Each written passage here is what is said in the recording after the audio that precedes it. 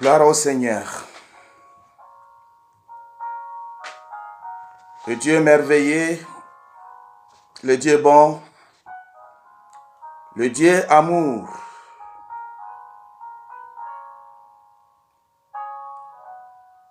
Chers frères et sœurs, nous voici une fois de plus ce matin pour venir partager avec vous cette fête, cette joie, malgré les moments que nous sommes en train de vivre. Parce que nous savons que la joie que l'Éternel notre Dieu nous accorde dépasse toute autre joie.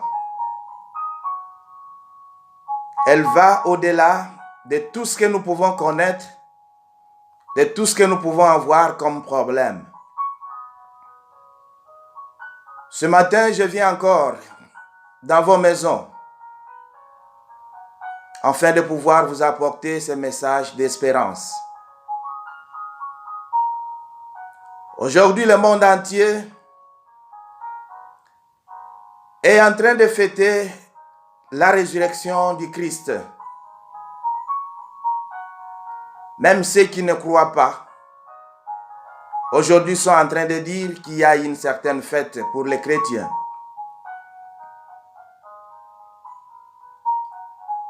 J'aimerais dire que la résurrection de Christ est une des plus grandes fêtes que nous, comme chrétiens, nous puissions connaître, que nous puissions fêter, que nous puissions partager avec les autres.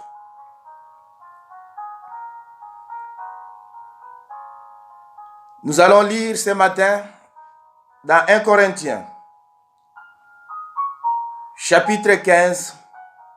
Nous allons lire du 3e au 9e verset. La Bible déclare: « Je vous ai enseigné avant tout, comme je l'avais aussi reçu, que Christ est mort pour nos péchés selon les Écritures, qu'il a été enseveli et qu'il est ressuscité le 3e jour selon les Écritures, et qu'il est apparu à Céphas, puis aux 12. Ensuite, il est apparu à plus de 500 frères à la fois, dont la plupart sont encore vivants et dont quelques-uns sont morts. Ensuite, il est apparu à Jacques, puis à tous les apôtres. Après eux tous, il m'est aussi apparu à moi comme l'avorton, car je suis le moindre des apôtres. Je ne suis pas digne d'être appelé apôtre parce que j'ai persécuté l'Église de Dieu. Père de grâce, nous te confions une fois de plus ce moment ici. Et nous demandons que toi seul puisses les diriger, que toi seul puisses les contrôler, afin que tout ce que nous allons nous dire puisse être pour ta gloire et non pour une gloire humaine. Que ton Saint-Esprit nous accompagne, qu'il nous guide, qu'il ouvre notre intelligence, qu'il ouvre notre discernement, afin de saisir les messages que tu veux nous apporter ce matin. Peuple de Dieu, il me serait difficile de pouvoir vous parler de la résurrection sans toutefois commencer par vous dire qu'est-ce qui a provoqué ou qu'est-ce qui a fait qu'on y arrive. Parce que la résurrection est tout simplement le résultat final. C'est comme un repas qui a été préparé. Quelqu'un a cultivé, ou il a été à la pêche, il a attrapé ce qu'il devrait attraper, il a ramené, quelqu'un d'autre est allé acheter, Et il y a un dernier qui prend le soin de pouvoir mettre tout cela ensemble, mettre tout ce qui est nécessaire et donner le repas final qu'il apporte à table. Il me serait difficile de parler de la résurrection sans toutefois parler de la mort de Jésus-Christ. Parce qu'il ne pouvait pas avoir de résurrection sans mort. Vous allez vous rendre compte dans le message que je vous avais amené le dimanche passé. J'étais en train de dire que Dieu libère, Dieu délivre, Dieu sauve par des grands jugements. Pour qu'un peuple soit libéré, Dieu procède par des jugements. Et il y a dans ces jugements-là des sacrifices. Il y a dans ces jugements-là ce que l'on peut donner ou ce que l'on peut recevoir. C'est un principe universel. Un principe soutenu et expérimenté par Dieu lui-même. Vous savez que quand Dieu a créé le monde, quand il a créé l'homme et la femme, il les a créés pour que ceux-ci vivent pour toujours en communion avec lui. Il les a créés pour que ceux-ci puissent toujours bénéficier de sa présence et bénéficier de toutes les bénédictions liées à sa présence. Mais vous savez aussi que l'homme avait choisi de pouvoir faire le contraire. Trompé par le diable, il a accepté de suivre le conseil du diable et il a désobéi à Dieu. Il a péché et ainsi, il s'est écarté du plan que Dieu avait pour lui. La sainteté de Dieu ne pouvait pas cohabiter avec la nature pécheresse de l'homme. Et Dieu va décider de pouvoir les renvoyer du jardin dans lequel il l'avait placé, où ils pouvaient vivre aisément, où ils pouvaient avoir tout ce qu'il avait besoin. La Bible nous dit dans Genèse chapitre 3, du verset 22 au verset 23, la Bible dit, l'Éternel Dieu dit, voici l'homme est devenu comme l'un de nous pour la connaissance du bien et du mal. Empêchons-le maintenant d'avancer sa main, de prendre de l'arbre de vie, d'en manger et de vivre éternellement. Et l'Éternel Dieu le chassa du jardin d'Éden pour qu'il cultivât la terre d'où il avait été pris.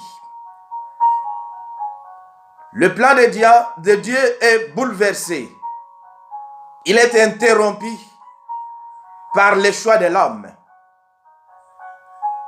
Et vous allez vous rendre compte que le choix de l'homme n'est pas toujours un bon choix. Pendant que dans les jardins, il y avait l'arbre de vie, l'homme a choisi seulement l'arbre de la connaissance du bien et du mal. Et pourtant, Dieu lui avait dit qu'il ne pouvait pas toucher à cet arbre-là, qu'il ne pouvait pas manger le fruit. Et il avait même déjà prévenu ce qui lui arriverait s'il avait mis la main sur ce fruit-là et en mangeait. Et alors Dieu s'est dit, maintenant qu'il a la connaissance du bien et du mal, il est devenu l'un de nous. Et alors, comme j'avais décidé qu'il vive éternellement et qu'il s'est détaché, la communion est rompue, je ne peux pas continuer à les garder dans les jardins. de peur qu'un jour ils mettent la main sur l'arbre de vie et qu'ils vivent éternellement malgré sa nature pécheresse. L'homme va être chassé du jardin et il va être envoyé là où il devrait aller cultiver la terre d'où il est sorti. Mais vous savez que la Bible nous dit que Dieu a créé l'homme à son image et à sa ressemblance. Et nous savons que Dieu est amour. À cause de cette nature, de ce qui était de Dieu que Dieu a mis dans l'homme, à cause de son amour, Dieu ne pouvait pas laisser définitivement l'homme s'égarer. Il décidera de pouvoir aller chercher l'homme dans sa perdition afin de pouvoir le sauver, de lui donner encore la possibilité de pouvoir retourner en communion, retourner en contact, vivre auprès de lui et bénéficier de tout ce que Dieu avait déjà prévu. J'aimerais ouvrir une parenthèse. Parce qu'aujourd'hui, surtout nous parents, nous avons l'habitude de dire à nos enfants, nous sommes vos dieux. Je suis ton Dieu. Mais nous nous déclarons Dieu. Nous nous frappons la poitrine. Nous disons que nous sommes des dieux de ce monde ici. Mais contrairement à ce Dieu merveilleux qui ne pouvait pas laisser, excusez-moi, ses enfants allaient se perdre pour toujours. Nous avons l'habitude même de mettre dehors nos enfants et les laisser pour toujours. Leur dire, par exemple, nous allons nous revoir après la mort. Et je ne sais même pas qu'est-ce qui vous rassure. Parce que si vous n'avez pas accepté Jésus-Christ, ou que votre enfant n'a pas accepté Jésus-Christ, vous ne pouvez pas être sûr qu'un jour vous allez vous revoir. Dieu est amour. Et il demeure amour. Et alors à cause de cet amour-là, Dieu devrait chercher à sauver l'homme. Mais il devrait trouver les moyens par lesquels il devrait sauver cet homme-là. Il regarde dans le ciel. Il regarde sur la terre, sous la terre. Il ne trouve personne et rien qui pouvait répondre aux exigences de ce qu'il avait comme mission. Et alors, il va faire intervenir les principes que je vous ai cités déjà bien avant. Il libère par les grands jugements. Ces principes-là vont intervenir afin de pouvoir libérer l'homme. Et je disais, il n'y a pas de jugement sans sacrifice. Il n'y a pas de jugement sans victime. Mais vous savez que toute victime n'est pas à la hauteur de répondre aux exigences de la libération. La qualité de la victime correspond à la grandeur de la mission. L'homme a péché, mais l'homme ne pouvait pas sauver l'homme. Il n'y a que celui qui avait une nature supérieure à l'homme qui pouvait sauver l'homme. Et dans le ciel, il n'y en avait pas. Sur la terre, il n'y en avait pas. Sous la terre, il n'y en avait pas. Et Dieu décidera de pouvoir se donner le plus grand sacrifice. Il acceptera de pouvoir sacrifier son fils. Pas seulement ceux qui devraient bénéficier de la libération, qui devrait souffrir. Mais Dieu lui-même a commencé par souffrir.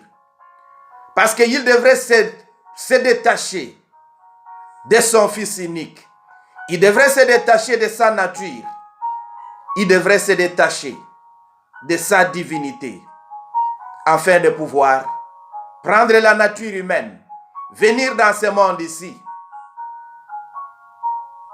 accepter la souffrance, accepter d'être jugé par sa propre créature. Un grand sacrifice, un sacrifice qu'un homme ne pouvait pas se donner. Et même si un homme pouvait se donner ce sacrifice-là, il n'aurait pas une valeur équivalente à la valeur de celui qui devrait venir du ciel et qui devrait venir sauver l'humanité. Dieu a trouvé que ce sacrifice-là, que celui-là qui pouvait sauver l'humanité, n'était que celui que nous appelons le lion de la tribu de Juda, le rejeton de David. C'est alors sur lui que devrait retomber le plus grand jugement. Celui qui devrait accepter l'humiliation, celui qui devrait accepter de pouvoir prendre la nature humaine. Il a accepté de venir dans ce monde ici par l'intermédiaire d'une femme.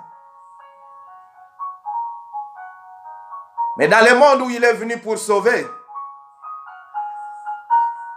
le monde ne l'a pas compris. Le monde a cherché ou encore était en train d'attendre un roi, comme le roi de ce monde ici, mais qui viendrait avec une grande force, avec une grande armée, afin de pouvoir sauver le peuple. Mais Dieu n'agit pas comme les hommes. La manière de Dieu d'agir n'est pas la manière des hommes.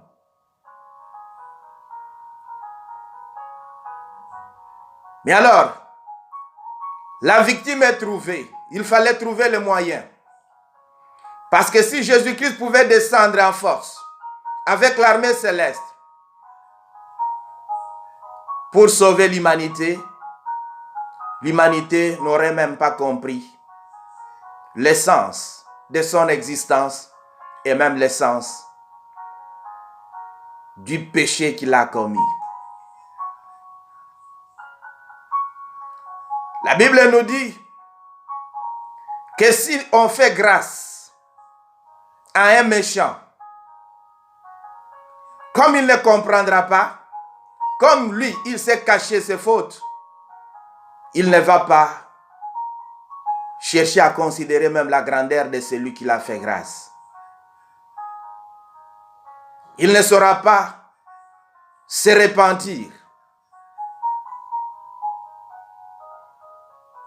Et alors Dieu a accepté de pouvoir venir, non pas seulement faire grâce, mais faire comprendre aux gens que si cette grâce-là est accordée, c'est tout simplement d'abord parce que vous êtes limité et que vous ne pouvez pas arriver à vous sauver de vous-même.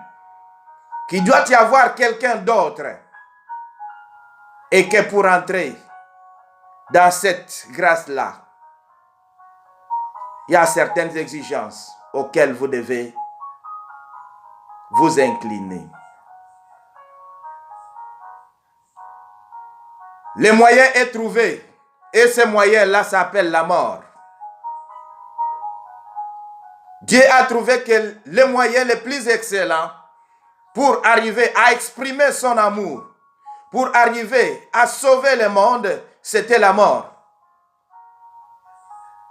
La Bible nous dit, dans Jean chapitre 15 au verset 13, « Il n'y a pas de plus grand amour que de donner sa vie pour ses amis. » Parce que Dieu nous a aimés. Dieu a accepté de pouvoir donner sa vie. Parce que le Christ nous a aimés, malgré ce que nous sommes. Et quand il nous a aimés, il n'a pas attendu que nous puissions d'abord nous repentir. Il nous a aimés tels que nous étions. Et il a accepté de pouvoir donner sa vie sur la croix pour moi, pour toi. Il n'y a pas de plus grand amour que de donner sa vie pour ses amis. Et la Bible continue et nous dit dans 1 Jean, chapitre 3, verset 16. Nous avons connu l'amour en ce qu'il a donné sa vie pour nous. Et la Bible continue disant, nous aussi, nous devons donner notre vie pour les frères. Ah, c'est là la plus grande difficulté. Jésus-Christ a donné sa vie pour toi et moi. Et la Bible nous exige, nous demande, nous, de pouvoir aussi donner notre vie pour nos frères. Sommes-nous prêts à donner notre vie pour les autres? Sommes-nous prêts à sacrifier notre vie pour les autres? Parce qu'un plus petit sacrifice que nous pouvons faire pour les autres devient objet de chantage. Il suffit que tu aies aidé quelqu'un, que tu veux faire de ce quelqu'un-là ton esclave. Il suffit que tu aies rendu service à quelqu'un, que tu puisses être considéré au-dessus de celui-ci. Jésus-Christ a donné sa vie. Il l'a donné sur la croix pour nous, qu'il appelle ses amis. Nous prétendons aimer les autres. Mais que faisons-nous pour ces autres-là? Nous prétendons aimer nos familles. Nous prétendons aimer nos parents, nos enfants. Mais qu'est-ce que nous faisons pour ceux-là? Quel sacrifice nous donnons pour ceux-là? De même que nous avons désobéi par l'intermédiaire de notre grand-parent, Adam.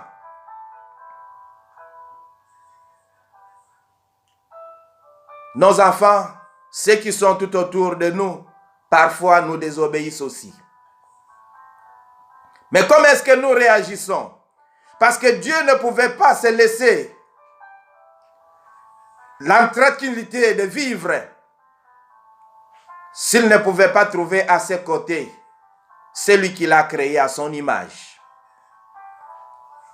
Que faisons-nous pour les autres? Et si même nous pouvons arriver à faire quelque chose, si même aujourd'hui on peut nous appeler les héros,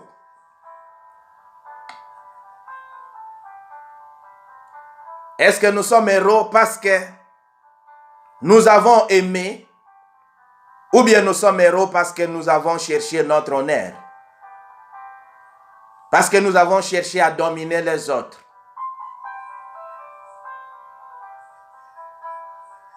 Quelqu'un se considère aujourd'hui un héros. Il se considère aujourd'hui le sauveur des autres. Mais il le fait pourquoi?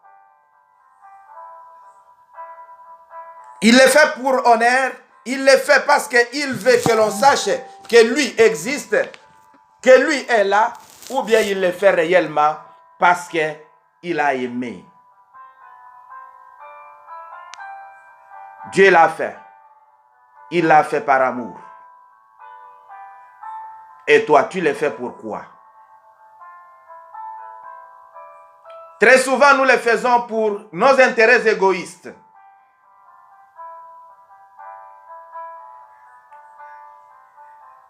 Jésus-Christ a accepté volontairement de pouvoir donner sa vie. Ce n'est pas quelqu'un qui lui a ôté la vie. Mais il a donné sa vie afin que toi et moi nous puissions être sauvés. La Bible peut bien nous déclarer: personne ne me l'ôte, mais je la donne moi-même. J'ai le pouvoir de la donner et j'ai le pouvoir de la reprendre. Tel est l'ordre que j'ai reçu de mon Père. Jésus-Christ donne sa vie. Personne ne lui ôte sa vie. Personne n'a accepté ou personne n'était capable de lui ôter sa vie. Mais lui, il a accepté de donner sa vie parce qu'il a l'autorité. Il a le pouvoir de pouvoir la reprendre. Mais il y a une chose que Jésus-Christ est en train de dire. Il dit, il le fait selon l'ordre qu'il a reçu de son Père. Il a reçu l'ordre de son Père de pouvoir donner sa vie afin de pouvoir sauver le monde. Et il a reçu l'ordre de pouvoir même reprendre la vie quand il y a nécessité. La mort de Jésus-Christ était une nécessité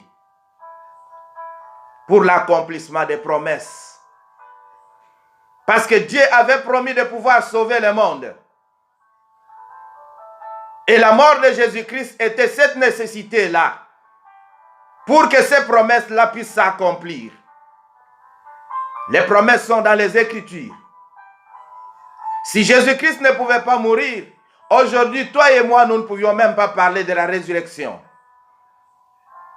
Aujourd'hui, toi et moi, nous ne pouvons pas chercher à entendre ce que nous sommes en train d'entendre de la parole de Dieu. Il était nécessaire que Jésus-Christ puisse mourir sur la croix.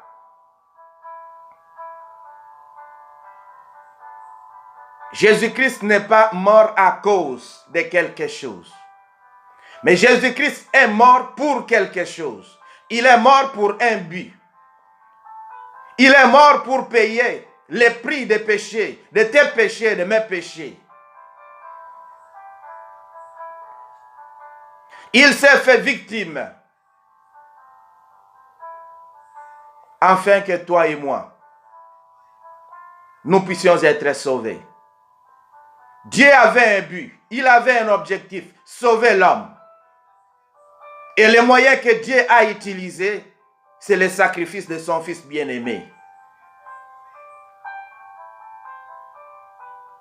Et Jésus-Christ a accepté. Avant même de descendre dans ce monde ici, il savait pourquoi il venait. Et il savait par quelle mort il mourrait. Il a accepté. Dans sa nature humaine, il a souffert. Et il lui est même arrivé de pouvoir dire, Père, si cela est possible, éloigne de moi cette coupe. Dans sa nature humaine, il l'a dit. Mais quand il s'est souvenu, il s'est dit, je suis venu pour mourir. Il dira et il ajoutera à son Père, il dit, pas ma volonté, mais la tienne. De quelle volonté ou quelle est la volonté que tu as accomplie? La volonté de qui tu as accompli? Jésus-Christ n'a pas accompli sa propre volonté, mais il a accompli la volonté de son Père. Il a reçu un ordre de la part de son Père et il a exécuté cet ordre-là. Aujourd'hui, nous sommes chrétiens parce que Jésus-Christ a obéi. Si nous sommes chrétiens, c'est parce que Jésus-Christ a accepté de pouvoir exécuter exactement l'ordre qu'il a reçu de la part de son Père. Mais malgré tout cela, nous continuons à être rebelles.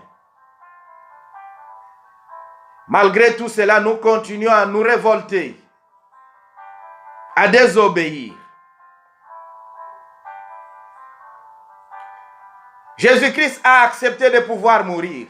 On se posera peut-être la question de savoir, mais pourquoi on a choisi la mort? Il pouvait venir par un autre moyen. Il en avait la possibilité. Il en avait la capacité. La Bible nous dit dans Jean chapitre 12, verset 24. En vérité, je vous le dis. Si un grain de blé qui est tombé en terre ne meurt, il reste seul. Mais s'il meurt, il porte beaucoup de fruits. Peuple de Dieu, j'ose croire que vous savez comment est-ce que l'agriculture se fait. Quand on a jeté un grain à terre, ce grain-là ne peut pas pousser. Ce grain-là ne peut pas donner de fruits s'il ne meurt pas. Et Jésus-Christ connaissait ces principes-là. Et la Bible le dit. Un grain de blé qui tombe à terre, s'il ne meurt, il reste seul. Jésus-Christ devrait mourir. Il a été jeté en terre. Il devrait mourir, pourrir, et enfin de pouvoir germiner. Il devrait mourir afin de pouvoir porter beaucoup de fruits. Et toi et moi qui, aujourd'hui, en ce moment ici, sont en train de suivre ce message, nous sommes les fruits de cette mort-là. Sans la mort de Jésus-Christ, tu ne serais pas ce que tu es. Tu ne dirais pas que tu es chrétien, tu ne dirais pas que tu es chrétienne.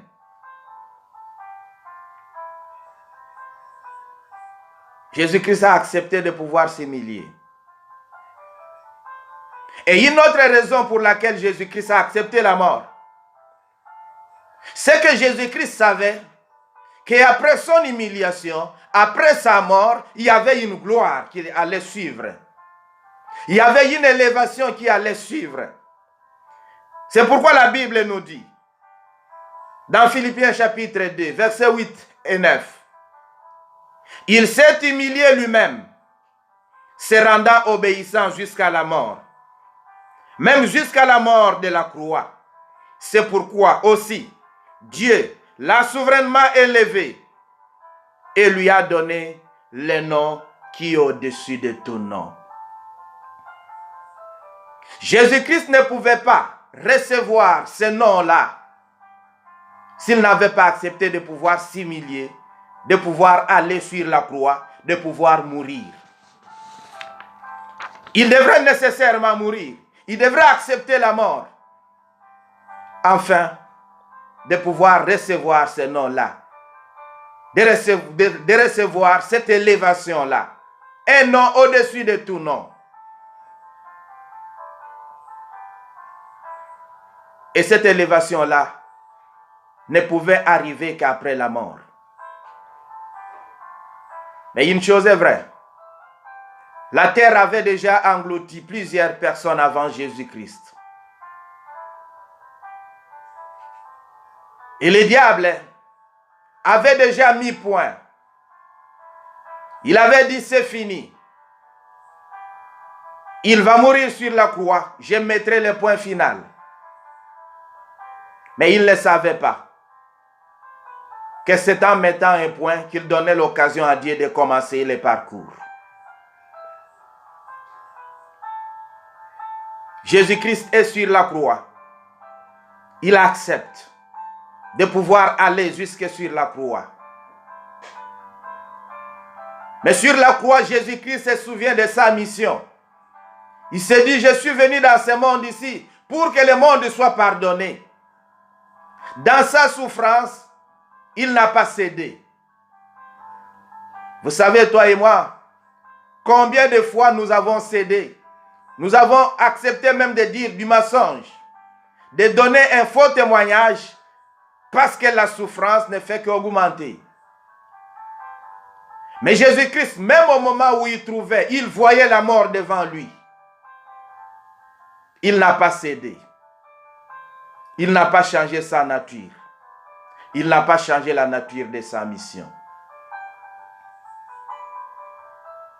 Et toi, mon frère, toi, ma sœur, pourquoi est-ce que tu n'as pas une idée fixe? Pourquoi est-ce que tu es en train de tâtonner? Tu ne fais que changer. Devant telle ou telle autre situation, tu changes les avis.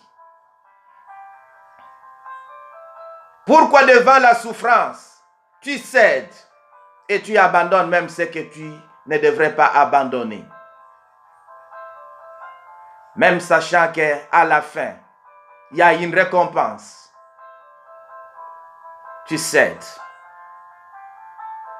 Mais Jésus-Christ sur la croix va dire une parole. Il dira, Père, pardonne-leur car ils ne savent pas ce qu'ils font. Ceux qui l'ont cloué, ceux qui ont fait qu'il puisse aller sur la croix. Jésus-Christ n'a pas dit, Père, condamne-les, mais il dit, pardonne-leur, car ils ne savent pas ce qu'ils font.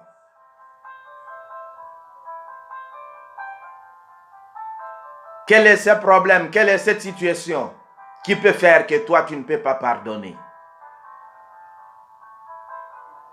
Es-tu prêt à pardonner?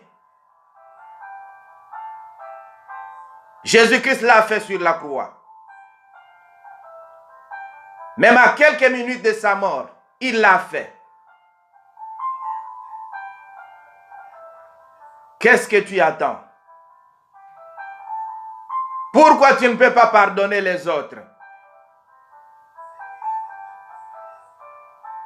Jésus-Christ a laissé mourir même sa divinité. Il a dit, je vais la mettre sur la croix pourvu que celle-ci puisse produire. Es-tu prêt à faire mourir ton orgueil? Es-tu prêt à faire mourir ta haine? Es-tu prêt à faire mourir ta convoitise? Es-tu prêt à faire mourir ton esprit de vengeance? Jésus-Christ n'a pas cherché à venger, mais il a dit, Père, pardonne-leur, car ils ne savent pas ce qu'ils font. Il n'y a qu'en faisant mourir ce qui est en nous que nous pouvons arriver à produire des fruits. Si ce qui est en nous, la nature humaine, ne peut pas mourir, nous n'allons pas produire de fruits. Nous aurons à dire, nous aurons à proclamer, nous aurons à chanter, mais les fruits n'arriveront jamais. Mais si nous pouvons accepter de faire mourir en nous ce qui fait de nous ce que nous sommes, les fruits vont commencer à se reproduire, vont commencer à sortir.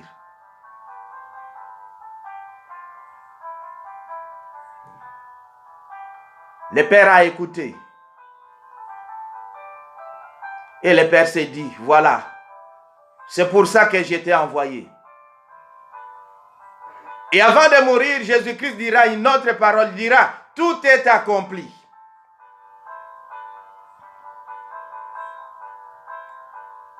Tout est accompli. Jésus-Christ a accepté ainsi de pouvoir nous faire entrer ou encore de nous introduire dans le cercle de la grâce, dans le cercle du salut.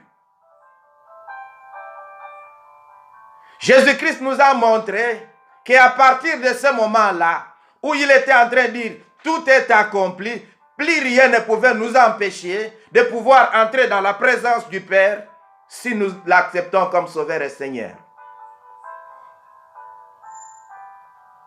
Si Jésus-Christ ne pouvait pas accomplir tout, sa mission serait une mission vaine.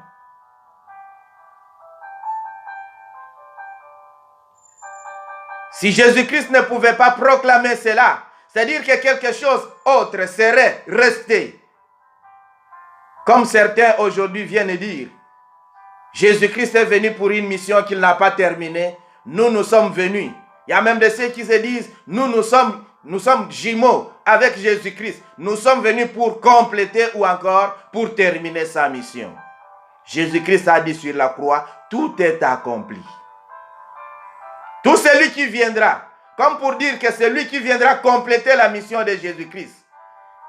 C'est-à-dire, il considère que Jésus-Christ n'a pas fini sa mission. C'est un menteur, ne le croyez pas.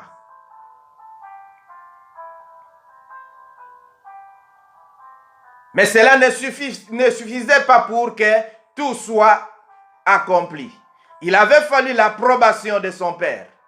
Il avait fallu que son Père dise oui, ce que tu dis est vrai, tout est accompli. Et Dieu choisira un autre moyen pour arriver à dire la même chose. On va le mettre dans les tombeaux et on va l'enterrer. Comme nous l'avons lu, Paul dit aux Corinthiens, je vous enseigne ce que j'ai reçu, tel que je l'ai reçu, je vous l'enseigne. Que Jésus est mort, selon les Écritures. Dieu avait déjà annoncé. Le monde savait que les sauveurs devraient mourir, devraient souffrir. Jésus-Christ, pendant sa mission, pendant son séjour sur la terre, il a enseigné à ses disciples. Il a enseigné à ceux qui l'écoutaient. Mais personne ne l'avait jamais compris.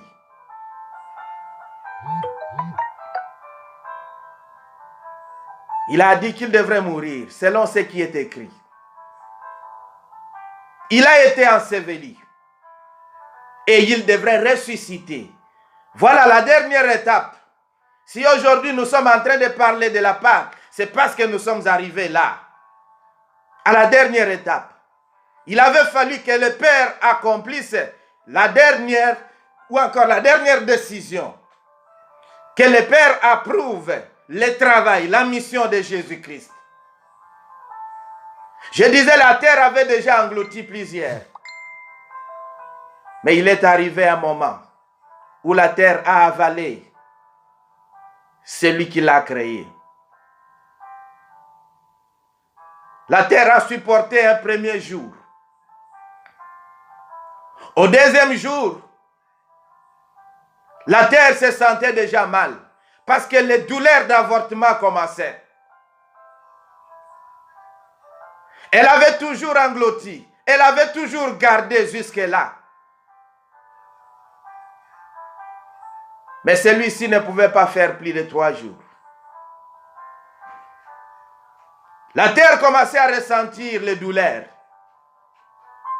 Pendant que le diable était en train de danser, pendant que le diable était en train de se réjouir, parce qu'il s'est dit, j'ai mis point. Dieu était en train de commencer. Parce que vous savez qu'aujourd'hui, pour que vous puissiez commencer une ligne, il faudrait que vous puissiez commencer par un point. Pour que vous puissiez dessiner une figure, il faudrait que vous puissiez commencer par un point. Dieu a attendu que le diable mette un point et que lui commence par ce point-là.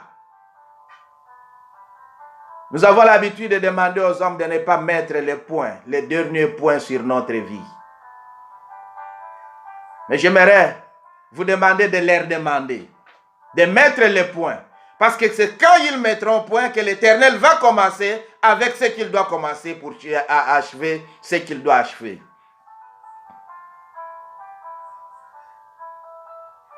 Et alors, le 3e jour, la terre ne pouvait plus supporter. La terre ne pouvait plus supporter et la terre a éclaté. La terre a éclaté. Le Fils de l'homme est sorti. Il est sorti du tombeau. Il est ressuscité. Il est revenu à la vie. Parce que la mission a été accomplie. Le Père a approuvé sa mission. Le Père a dit, Fils, tu es digne. Maintenant, je peux te donner toute la gloire. Tu es digne. Maintenant, je peux te donner tout l'honneur. Tu es digne. Maintenant, je peux te lever au-dessus de tous. Il l'a ressuscité des morts. La résurrection, un signe visible de l'approbation de Dieu le Père de la mission de Jésus-Christ sur la terre. Si Jésus-Christ ne pouvait pas ressusciter, notre foi serait vaine. Si Jésus-Christ ne pouvait pas ressusciter, c'est-à-dire que la terre l'aurait gardé. Et Satan aurait dit, j'ai vaincu. Mais pour trouver ou pour faire voir à Satan qu'il n'avait pas eu la victoire, le Père a ressuscité son Fils des morts. La résurrection est la victoire du pardon sur l'intolérance. Si aujourd'hui nous sommes en train de fêter la résurrection, Nous devons nous poser la question de savoir, est-ce que le pardon a pris le dessus dans notre vie sur l'intolérance?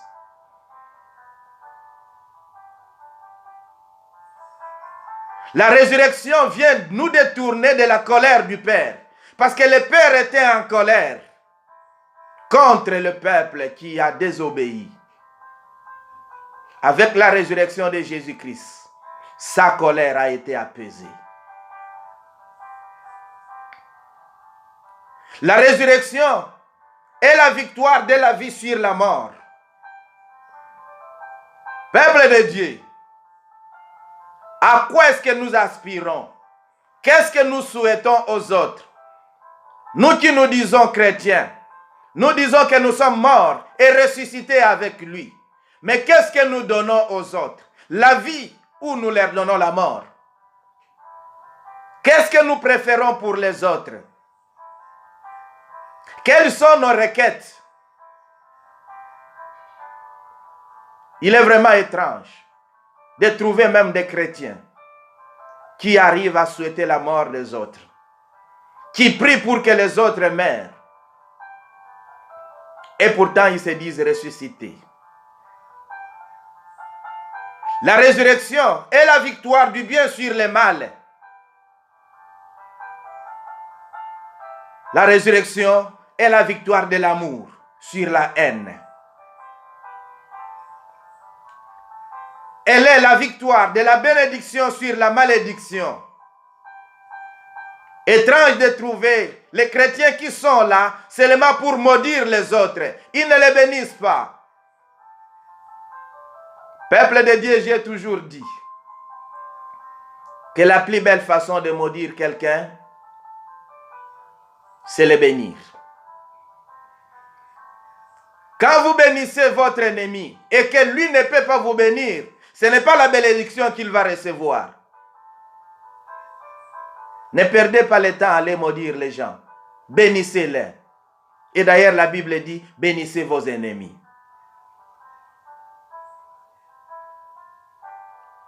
La résurrection est la victoire du salut sur la condamnation. La Bible nous dit, dans Romains, le salaire du péché, c'est la mort. Tous ont péché et sont privés de la gloire de Dieu. Mais avec la résurrection, nous avons le salut. La porte du salut a été ouverte. La résurrection vient officialiser notre résurrection. Si Jésus-Christ ne pouvait pas ressusciter, nous ne pouvions pas espérer un jour ressusciter. La résurrection, c'est le lien de la réconciliation d'un peuple déchu, un peuple jeté, un peuple rebelle avec son Dieu. La résurrection. Nous sommes en train de fêter la résurrection. Mais quelle est notre position par rapport à celui qui nous a ouvert la porte? Est-ce que réellement nous sommes morts avec lui et que nous sommes ressuscités avec lui?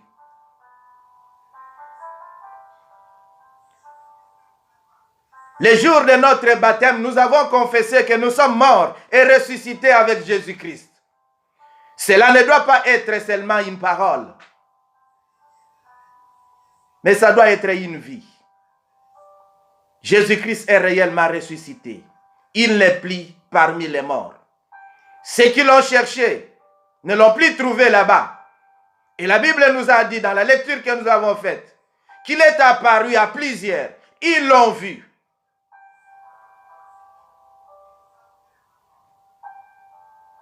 La résurrection. Il ne suffit pas d'aller acheter je ne sais pas quoi pour fêter Pâques. Mais il faut connaître l'essence, le vrai sens de Pâques. La résurrection, c'est un passage. Nous étions quelque part et nous sommes passés de l'autre côté.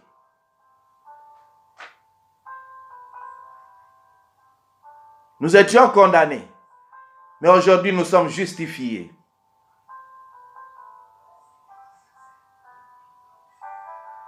La mort était le dernier résultat, la sanction dernière. Mais la Bible nous dit aujourd'hui que si nous croyons en Jésus-Christ, celui qui est ressuscité, même si nous mourons, nous vivons.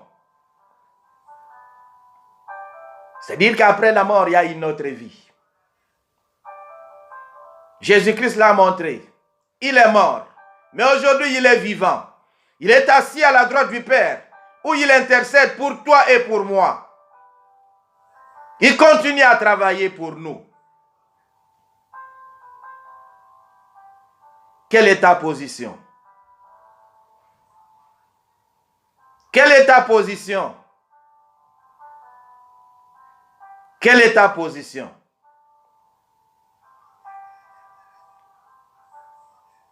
Il est temps pour nous de pouvoir réfléchir. Réfléchissons sur certaines choses et cherchons à redresser notre vie afin que nous puissions obtenir gain de cause. Nous ne devons pas être seulement là pour fêter la Pâque sans savoir ou sans toutefois décider de pouvoir vivre la Pâque. La Pâque, nous ne devons pas la fêter, mais la Pâque, nous devons la vivre. La résurrection, nous ne devons pas la fêter, nous ne devons pas la proclamer, mais nous devons la vivre. Elle doit être pour nous une vie. Jésus-Christ est ressuscité. Ce n'est pas aujourd'hui qu'il est ressuscité, mais nous sommes en train de commémorer parce que c'est l'une des fêtes autorisées. Il est ressuscité. Il est dans ta vie. C'est lui qui fait que tu puisses être ce que tu es. Expérimente cela. Les grandes choses vont s'accomplir. Le grand jugement est tombé sur lui. Il l'a accepté. Vous savez, parfois, nous ne sommes pas cohérents avec nous-mêmes. Mais Jésus-Christ est resté cohérent. Il savait que pour sauver le monde, il avait fallu qu'il puisse donner sa vie. Il est venu et il est resté ferme. Il est allé jusqu'à la mort. Mais nous cherchons parfois des choses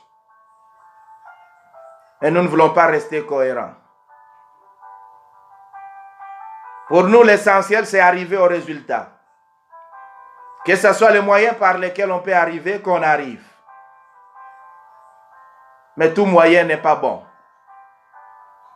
Jésus-Christ a choisi le meilleur, la mort. Le Père l'a approuvé et il l'a ressuscité. Nous allons prier. Père de grâce, en ce jour où nous sommes en train de commémorer la résurrection de ton Fils bien-aimé, nous venons nous abandonner à toi pour demander que tu puisses nous aider. Parce que Père, nous reconnaissons que nous parlons résurrection, nous parlons mort de Jésus-Christ, mais nous ne le vivons pas. Et il n'y a que par ton esprit que nous pouvons arriver à l'expérimenter. La résurrection, nous avons dit, Père, que c'est un passage, ce qui nous amène à pouvoir passer de la mort à la vie. Ce qui vient enlever en nous la haine pour cultiver l'amour. Ce qui vient cultiver en nous le pardon. Mais toutes ces attitudes, Père, nous ne pouvons pas les vivre, nous ne pouvons pas les garder. Si toi, tu n'acceptes pas de pouvoir nous aider par ton Esprit Saint. Que tu puisses, éternel Dieu de bonté, ressusciter en nous tous ceux qui étaient morts. Nos bénédictions sont mortes. Notre fertilité est morte. Tout ce que tu nous as donné est mort. Mais avec la résurrection de Jésus-Christ, nous venons demander que tu puisses les ressusciter. De même que tu as changé la nature de ton Fils. Il est mort avec un corps corruptible, mais tu l'as ressuscité avec un corps incorruptible. Accepte de pouvoir changer la nature de ce qui est mort en nous, afin que nous puissions vivre et bénéficier de toutes les bénédictions que tu as mises en nous. Bénis ton peuple. Sur la croix, Jésus-Christ a dit tout est accompli. C'est-à-dire que même la guérison était accomplie sur la croix. Guéris ton peuple. Guéris le monde de cette pandémie. Parce que sur la croix, tu avais déjà donné la solution. Il suffit que tu dises un mot pour que la solution soit donnée. Parle, Père. Pardonne toute main qui peut être derrière telle ou telle autre situation qui dévaste le monde. Jésus-Christ a dit sur la croix, pardonne-leur car ils ne savent pas ce qu'ils font. Et nous pouvons dire la même chose aujourd'hui. Accepte de pardonner. Je t'offre mon frère, je t'offre ma sœur, qui m'écoute en ce moment ici, ou qui m'écoutera. Je demande à Yahweh de Papa que toi seul puisses prendre soin d'eux. Toi qui connais leurs problèmes, toi qui connais ce qui est mort, que tu puisses les ressusciter, que tu puisses les résoudre. Pour ta gloire, au nom de Jésus-Christ, nous avons prié et nous pouvons dire Amen.